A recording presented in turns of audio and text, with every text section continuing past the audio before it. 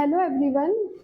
Previous class में हमने हमारा नया टॉपिक स्टार्ट किया था बायोलॉजिकल क्लासिफिकेशन। उसमें हमने पढ़ा कि कैसे अलग अलग अटेम्प्ट्स हुए क्लासिफिकेशन को लेकर, और फिर कंक्लूजन में टोटल कितने किंगडम्स बने थे? 5, विच वर मोनेरा, प्रोटिस्टा, फंजाई, प्लांटे और एनिमेलिया। उन्हीं में जो फर्स्ट किंगडम है मोनेरा, उसे आज हम डिस्कस करेंगे। तो हेडिंग लिख लेते हैं, किंगडम मोनेरा।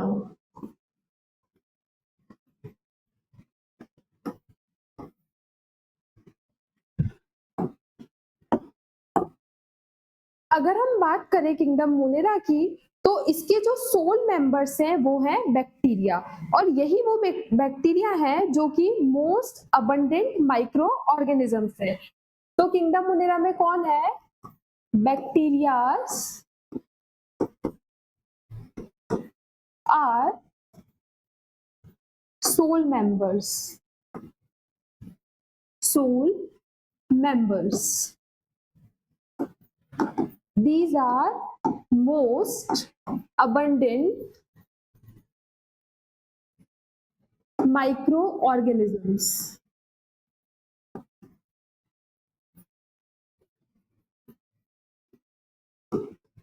किंगडम मोनेरा में मेनली कौन से मेंबर्स हैं? बैक्टीरियाज। और बैक्टीरियाज क्या है? Most abundant. अब मोस्ट अबंडेंट का मतलब होता है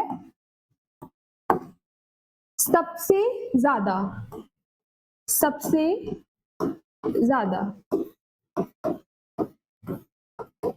अगर मैं एक हैंडफुल ऑफ सॉइल लूं, यानी एक मुट्ठी मिट्टी लूं, तो उसमें भी हंड्रेड्स ऑफ बैक्टीरिया होंगे जिसे हम नहीं देख सकते, लेकिन वो प्रेजेंट होते हैं। इसीलिए बैक्टीरियाज को हमने बोला मोस्ट अबंडेंट माइक्रो ऑर्गेनिजम्स। तो हम लिख सकते हैं even a handful of soil has hundreds of bacteria.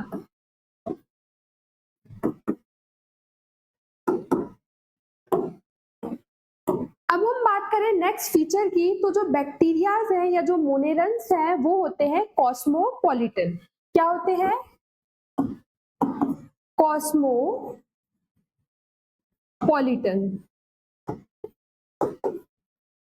यानी कि बैक्टीरियाज हर जगह प्रेजेंट होते हैं। These are present everywhere, present everywhere.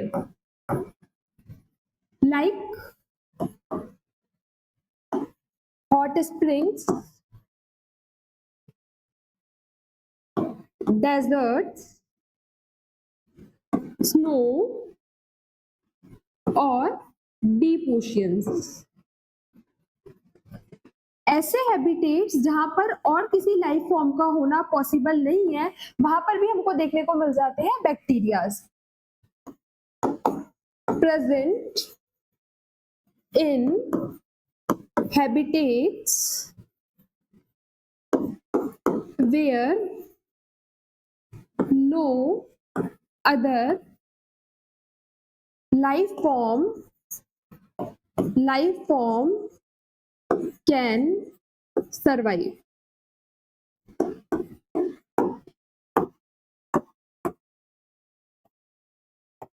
अब नेक्स्ट फीचर की बात करें, तो जो मोनेरन्स हैं यानी कि जो बैक्टीरिया है, इनका स्ट्रक्चर तो बहुत सिंपल होता है, लेकिन इनकी जो मेटाबॉलिक डाइवर्सिटी है, मेटाबॉलिक डाइवर्सिटी मतलब इनके न्यूट्रिशन लेने का तरीका, न्यूट्रिशन को इनटेक करने के जो मेथड्स हैं वो बहुत ज्यादा डाइवर्स है। ऑलमोस्ट हर टाइप का न्यूट्रिशन शो कर सकते हैं किंगडम मोनेरा के मेंबर्स। तो these are simple structures, but इनकी फंक्शनिंग जो है वो होगी complex functions. Bacteria show most extensive metabolic diversity. यानी कि can intake nutrition by many different methods.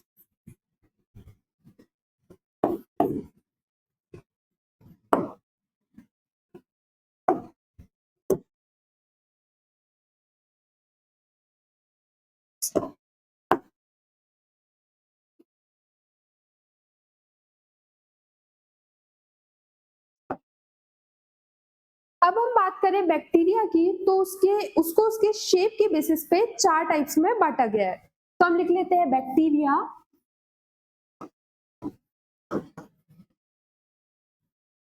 on the basis of shape. किसके बेसिस पे? शेप के बेसिस पे। ये होते हैं 4 टाइप्स के।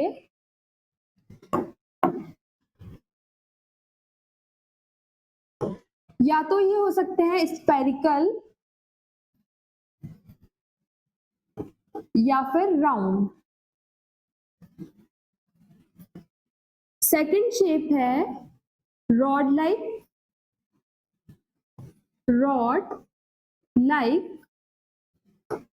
थर्ड शेप है हमारे पास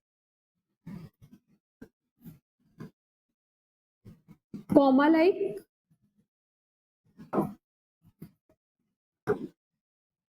और फोर्थ शेप है स्पाइरल। बैक्टीरिया मेनली 4 शेप के होते हैं, round, rod like, coma shape या स्पाइरल। अगर बैक्टीरिया राउंड शेप है तो वी कॉल इट कॉकस। क्या बोलेंगे? कॉकस। अगर रॉड लाइक है तो बोलेंगे बेसिलस। अगर कॉमा लाइक है तो विब्रियम। और अगर स्प्रिंग लाइक है, स्पाइरल है, तो we call it spirillum. Shape के बेसिस पे बैक्टीरिया 4 टाइप के हो गए, कॉकस, बेसिलस, विब्रियम और स्पिरिलम। अब इनके प्लूरल्स होते हैं जो कि एनसीईआरटी में मेंशन है। प्लूरल्स की बात करें, ये सारे क्या थे? सिंगुलर्स। कॉकस का प्लूरल हो जाएगा कॉकाई, बेसिलस का प्लूरल हो जाएगा बेसिली, विब्रियम का प्लूरल हो जाएगा विब्रियो और स्पिरिलम का प्लूरल हो जाएगा स्पिरिला। ये है इनके प्लूरल फॉर्म्स, यानी एक से ज्यादा कॉलोनी। उसके बाद हम बात करें, जो कॉकस है ये होते हैं साइज में स्मॉलेस्ट और ये सबसे ज्यादा रेजिस्टेंट होते हैं, मतलब ये सबसे ज्यादा एक्सट्रीम कंडीशंस में सरवाइव कर जाएंगे। तो कॉकस होंगे मोस्ट रेजिस्टेंट, स्मॉलेस्ट और नॉन मोटाइल। फोकस कैसे होंगे? मोस्ट रेजिस्टेंट, स्मॉलेस्ट और नॉन मोटाइल। नॉन मोटाइल मतलब ये मूव नहीं कर सकते, कांट मूव। उसके बाद नेक्स्ट है बेसिलस। बेसिलस जो है ये होते हैं मोस्ट कॉमन बैक्टीरिया।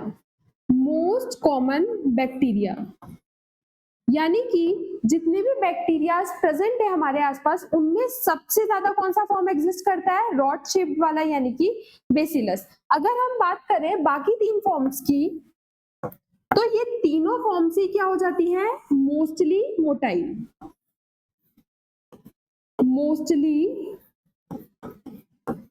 मोटाइल। लेकिन जो कॉकस, यानी कि ये क्या कर लेंगे? मूवमेंट। लेकिन जो कॉकस है वो नॉन मोटाइल है, यानी कि वो मूवमेंट को शो नहीं करते। तो ये थे हमारे बैक्टीरिया के टाइप्स। उसके बाद बैक्टीरिया को अगेन क्लासिफाई किया गया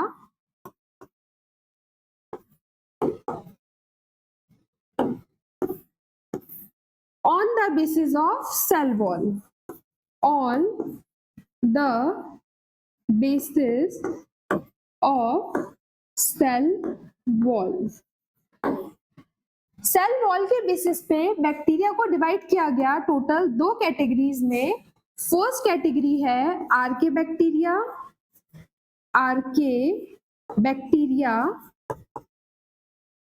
और सेकंड कैटेगरी है eubacteria. Archaebacteria and eubacteria. अगर हम बात करें यू बैक्टीरिया की, तो यू बैक्टीरिया होते हैं ट्रू बैक्टीरिया. यू मतलब ट्रू. यू बैक्टीरिया होते हैं ट्रू बैक्टीरिया. यू बैक्टीरिया की जो सेल वॉल है वो बनी होती है पेप्टिडोग्लाइकन की. इनकी सेल वॉल किसकी बनी है? Cell wall is complex and made up of peptidoglycan. किसकी बनी है? पेप्टिडोग्लाइकन की. वहीं अगर हम बात करें आर्की बैक्टीरिया की, तो इनकी सेल वॉल में पेप्टिडोग्लाइकन जनरली एब्सेंट होता है. सो पेप्टिडोग्लाइकन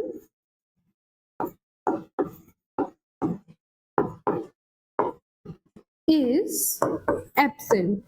फिर इनकी सेल वॉल किससे बनती है? Cell wall is made up of polypeptide and polysaccharide. अगर हम सेल वॉल के बेसिस पे बात करें, तो जिन बैक्टीरिया की सेल वॉल कॉम्प्लेक्स है, पेप्टिडोग्लाइकन की बनी है, वो होते हैं ट्रू बैक्टीरिया यानी कि Archie bacteria.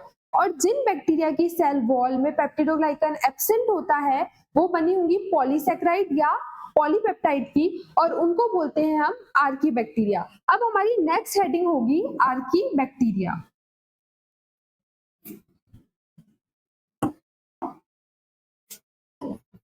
Archie bacteria.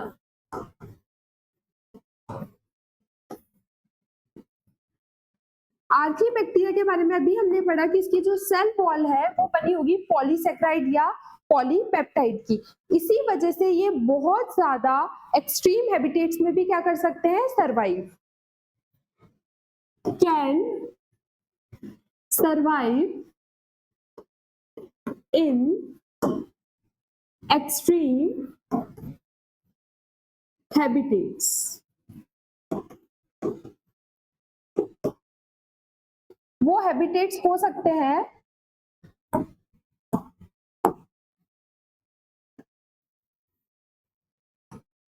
Salty areas,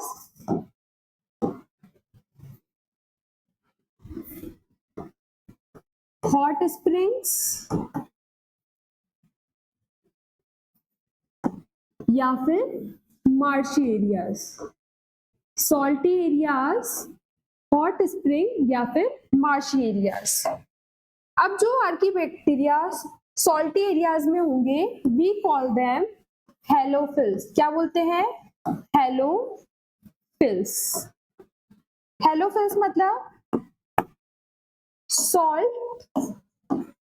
salt basically होता है आयोडीन, और आयोडीन है हेलोजन, हमने पढ़ा है इनऑर्गेनिक केमिस्ट्री में. फाइल मतलब लविंग, इसलिए इनको क्या बोल दिया? हेलोफाइल्स. उसके बाद जो हॉट स्प्रिंग में होंगे, we call them thermo acidophiles.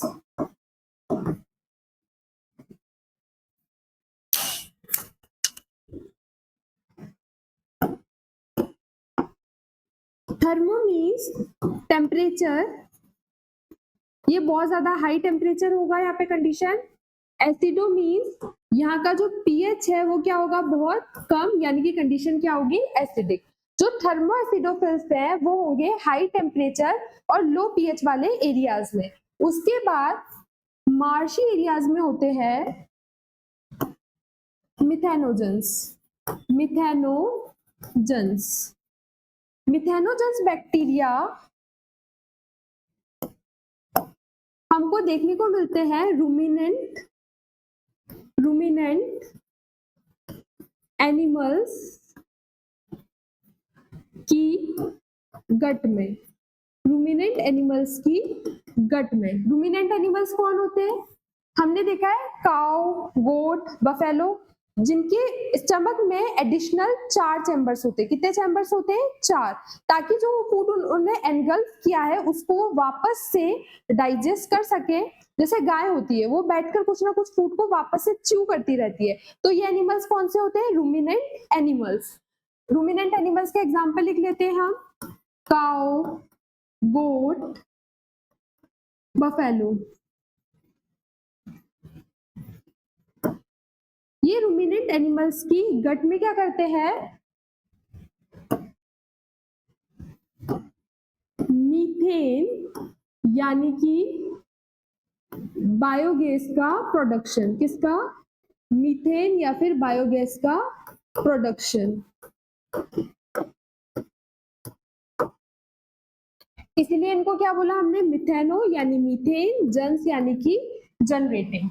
तो आर्कियबैक्टीरिया अलग अलग कंडीशंस में सरवाइव करेंगे, तो उन्हें हमने डिवाइड कर दिया थर्मोएसिडोफिल्स, मिथेनोजन्स और हेलोफिल्स। अब हम बात करते हैं नेक्स्ट कैटेगरी यूबैक्टीरिया की।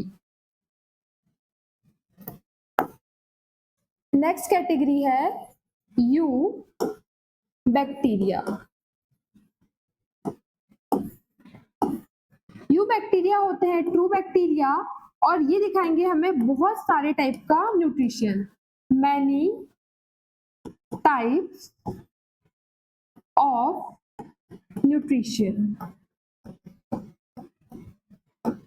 इनमें फर्स्ट न्यूट्रिशन होगा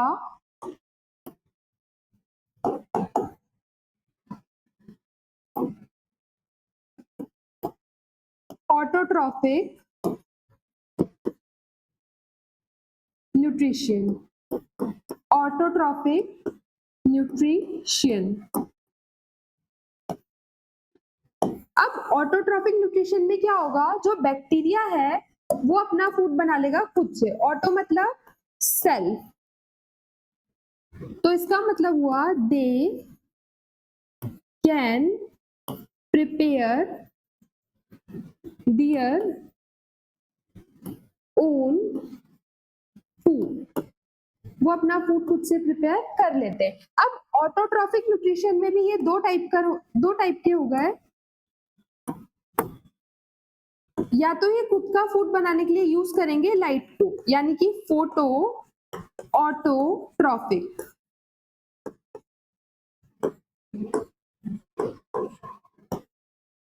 या फिर ये फूड बनाने के लिए यूज करेंगे केमिकल्स को, कीमो ऑटोट्रॉफिक।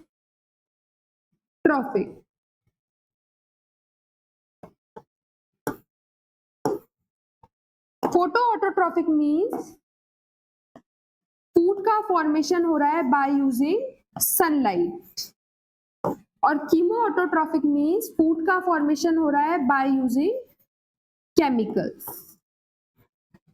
अब हम बात करें फोटो ऑटोट्रॉफिक बैक्टीरिया की, तो यहां पर हमारे पास एग्जांपल है साइनोबैक्टीरिया या फिर ब्लू ग्रीन एल्गी। क्या एग्जांपल है? साइनोबैक्टीरिया या फिर blue green algae. Chemo autotrophic bacteria की बात करें तो ये केमिकल्स यानी कि इनऑर्गेनिक मॉलिक्यूल्स को यूटिलाइज करेंगे या ऑक्सीडाइज करेंगे,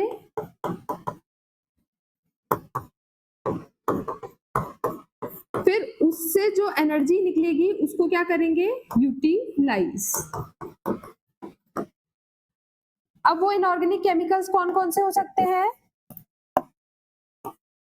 आयरन हो गया, सल्फर हो गया, नाइट्राइट हो गया, या फिर नाइट्रेट हो गया। और बैक्टीरियाज हो गए आयरन को यूज करेंगे तो फेरो ऑक्सीडेंस, सल्फर को यूज करेंगे तो थायो बेसिलस, और अगर नाइट्राइट या नाइट्रेट को यूज करेंगे तो नाइट्रोसोमोनास या फिर नाइट्रोबैक्टर, नाइट्रोसोमोनास या फिर नाइट्रोबैक्टर। अब हम बात करते हैं साइनोबैक्टीरिया की। सो हमारी नेक्स्ट हेडिंग है साइनोबैक्टीरिया।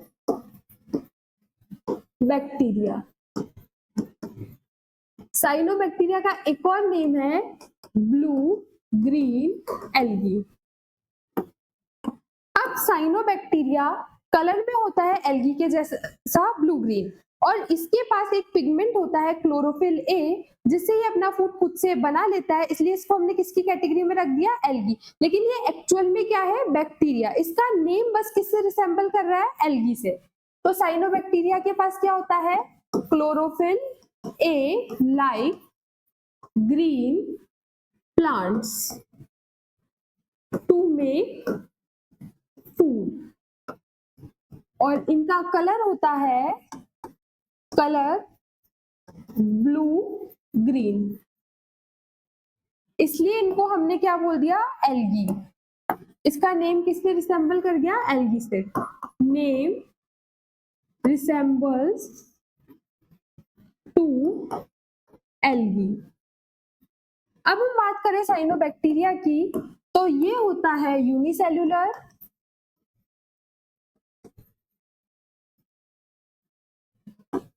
कॉलोनियल भी हो सकता है, यानी कॉलोनीज में भी प्रेजेंट हो सकता है, और फिलामेंटस भी हो सकता है। अगर इनके हैबिटेट की बात करें, हैबिटेट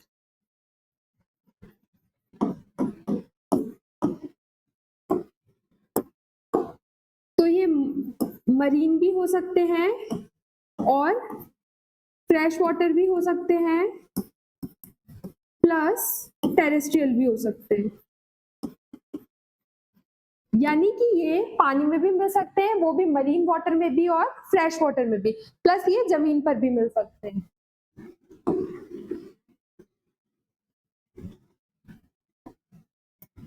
उसके बाद these forms algal bloom। क्या फॉर्म करते हैं ये, एल्गल ब्लूम। कहां पर, इन polluted water bodies। जो भी पोल्यूटेड वाटर बॉडीज होती है वहां पर ही क्या करते हैं, एल्गल ब्लूम एक हरी हरी सी लेयर का फॉर्मेशन कर देते हैं, जिससे क्या हो जाता है, पानी का डिस्कलरेशन हो जाता है, वहां पे एक फॉल्स ऑर्डर का जनरेशन हो जाता है। तो वाटर बॉडीज में क्या हो जाता है,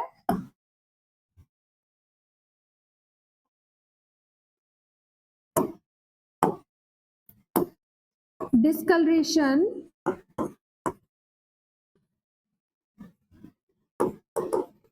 एंड फॉल्स ऑर्डर। अब हम बात करें साइनोबैक्टीरिया के स्ट्रक्चर की।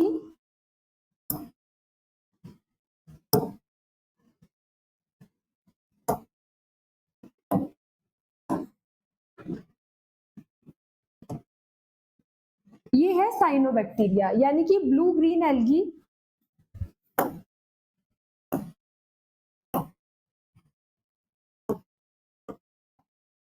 या फिर साइनोबैक्टीरिया, साइनोबैक्टीरिया। और ये किसका एग्जाम्पल है, नॉस्टॉक का। किसका एग्जाम्पल है, नॉस्टॉक का। इसका एक और एग्जाम्पल जो हमारे सिलेबस में है वो है एनाबीना। क्या है, एनाबीना। अब नॉस्टॉक का स्ट्रक्चर देखें तो यहाँ पे क्या है, इनकी जो सेल है वो कवर्ड है म्यूसिलेजिनस शीट से या फिर जिलेटिन की बनी हुई शीट से, जिलेटिन शीट से। इनके पास एक स्पेशलाइज्ड सेल्स होते हैं जिनको हम बोलते हैं हेटेरोसिस्ट। क्या होते हैं? Specialised cells, heterocyst. और जो हेटेरोसिस्ट है इसका फंक्शन होता है, heterocyst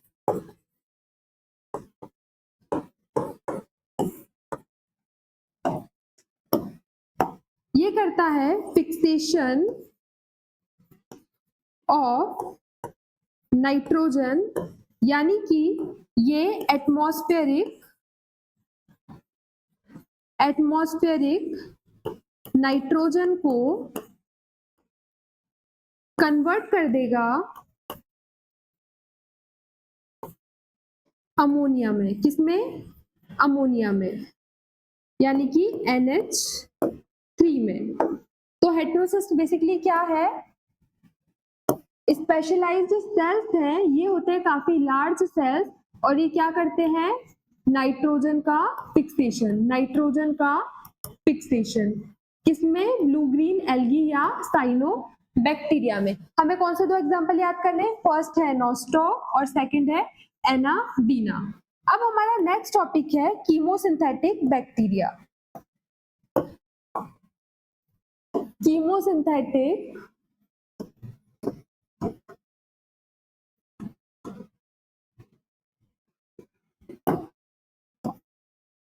heterotrophic bacteria.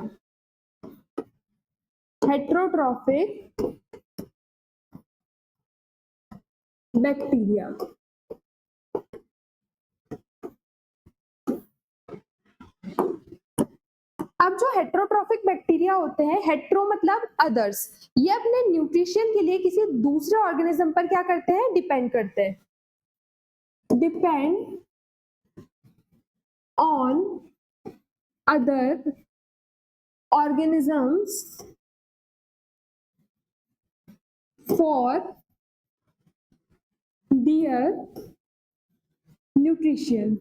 Depends on other organisms for their nutrition. या तो ये हो सकता है अपने न्यूट्रिशन को इनटेक करेंगे डेड या डीके मटेरियल से। डेड या डीके मटेरियल से अगर ये अपने न्यूट्रिशन को ले रहे हैं तो ये हो जाएंगे सेप्रोफिटिक। क्या हो जाएंगे? सेप्रोफिटिक। और अगर ये अपने न्यूट्रिशन को इनटेक कर रहे हैं किसी दूसरे ऑर्गेनिज्म से, लिव ऑन या in other organisms,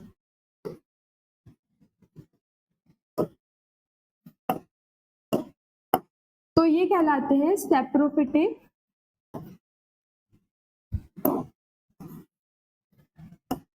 parasitic bacteria.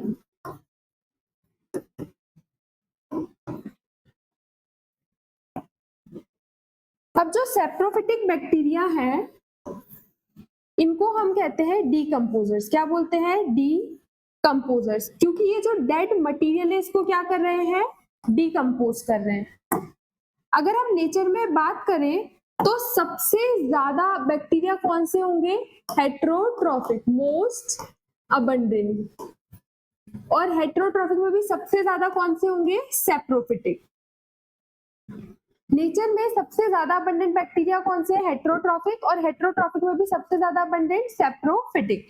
अब जो डिकम्पोजर्स होते हैं उनके कुछ इंपॉर्टेंट एग्जांपल्स लिख लेते हैं, जैसे कि फर्स्ट हो गया लैक्टोबैसिलस।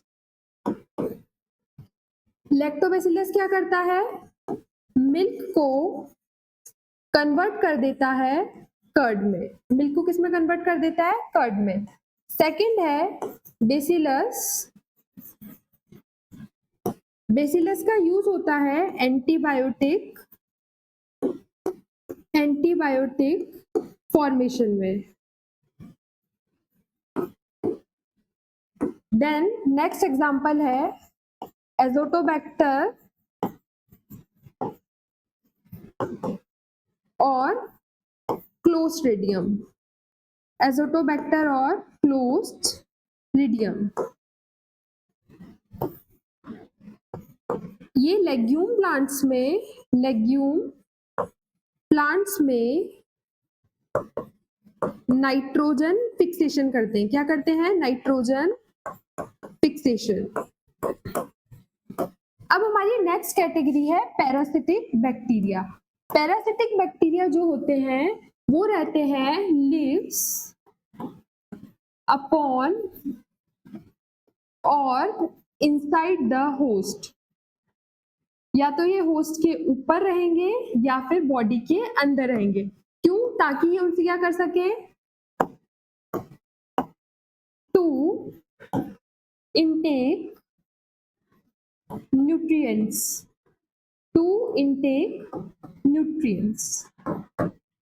जो पैरासिटिक बैक्टीरिया है वो किसी होस्ट के ऊपर रहेंगे या उसकी बॉडी के अंदर रहेंगे और न्यूट्रिएंट्स को क्या करेंगे? इनटेक करेंगे। ये कभी भी होस्ट को किल नहीं करते, ये सिर्फ होस्ट को क्या करते हैं? डैमेज करते हैं। तो हम स्टार पॉइंट लिख लेते हैं। Only damages the host, never kills the host। ये कभी भी होस्ट को किल नहीं करते, सिर्फ उसको क्या करते हैं? डैमेज। अगर हम बात करें बैक्टीरियाज की,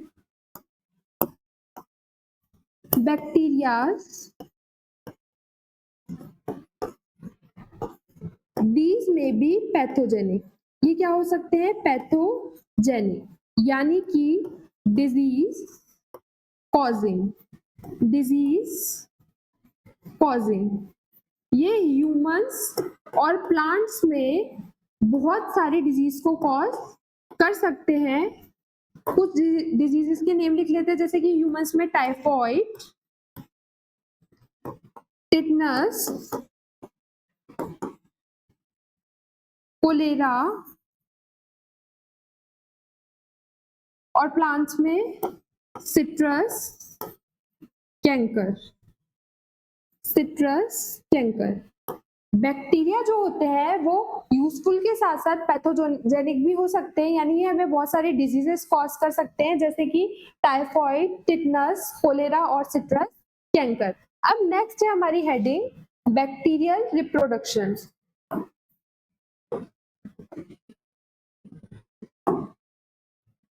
बैक्टीरियल रिप्रोडक्शन।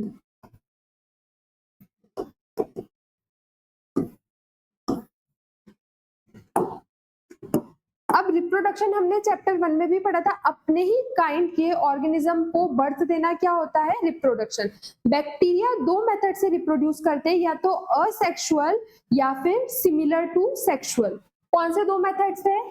फर्स्ट मेथड है असेक्सुअल और सेकंड मेथड है similar to sexual reproduction. Similar to sexual reproduction. अगर हम असेक्सुअल रिप्रोडक्शन में बात करें तो बैक्टीरिया जनरली डिवाइड करेंगे फिजन से, जब कंडीशंस होंगी फेवरेबल कंडीशंस में क्या करेंगे? वो दो पार्ट्स में टूट जाएंगे और नए ऑर्गेनिज्म का फॉर्मेशन हो जाएगा। लेकिन जब कंडीशंस अनफेवरेबल होगी तो वो क्या करते हैं? स्पोर्स का फॉर्मेशन इन अनफेवरेबल कंडीशंस में स्पोर का फॉर्मेशन और फेवरेबल कंडीशंस में फिजन। अब हम बात करें दूसरे मेथड की, तो दूसरे मेथड में जो जेनेटिक मटेरियल है, यानी कि जो डीएनए है या आरएनए है, उसका ट्रांसफर होता है एक अलग तरीके से, जो कि सेक्सुअल रिप्रोडक्शन से मिलता जुलता है। यहाँ पे क्या होता है? इनडायरेक्ट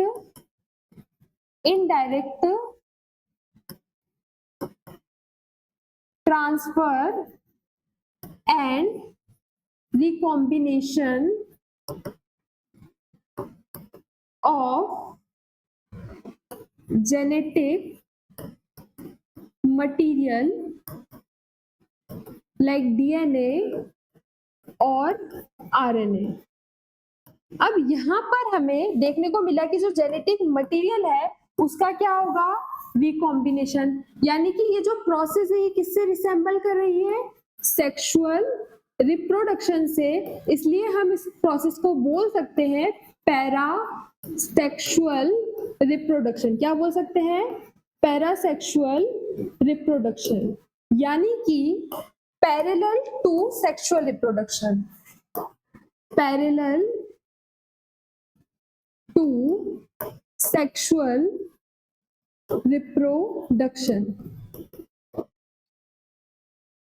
बैक्टीरिया में एक अलग मेथड होता है जो कि सेक्सुअल रिप्रोडक्शन से मिलता जुलता है, इसलिए उसको हमने क्या बोल दिया? Parasexual reproduction. उसमें एक बैक्टीरिया से दूसरे बैक्टीरिया में डायरेक्ट ही जेनेटिक मटेरियल का ट्रांसफर होगा और रिकॉम्बिनेशन होगा। एक डायग्राम है जो एनसीईआरटी में गिवन है, उसको डिस्कस कर लेते हैं।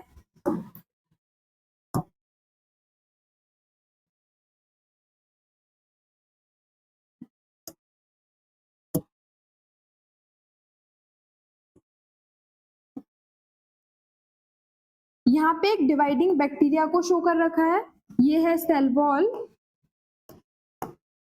ये उसकी सेल मेम्ब्रेन, ये रहा बैक्टीरिया नंबर 1, ये रहा बैक्टीरिया नंबर 2, और यहाँ से जेनेटिक मटेरियल का क्या हो रहा है? Direct transfer. तो ये हो गया मेथड पैरासेक्सुअल रिप्रोडक्शन का। किसका? पैरासेक्सुअल रिप्रोडक्शन का। अब हमारे पास एक लास्ट हेडिंग है इस टॉपिक में, mycoplasma. Mycoplasma,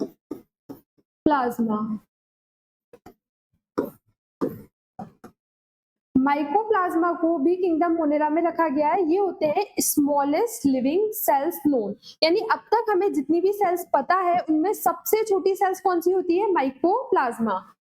these are smallest living cells known।